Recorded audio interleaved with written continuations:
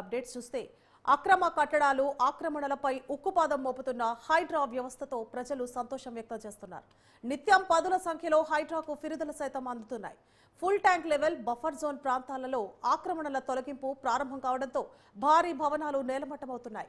తాజాగా దుండిగల్ పరిధిలో చిన్నదామర చెరువు సర్వే నంబర్లు 405, 482, 486లో సుమారు 8 ఎకరాల ప్రభుత్వ స్థలం కబ్జాకు గురైందని, అందులో శాశ్వత భవనాలు, షెడ్లు తదితర నిర్మాణాలతో ఆక్రమించినట్లు హైడ్రాకు ఫిర్యాదు అందింది.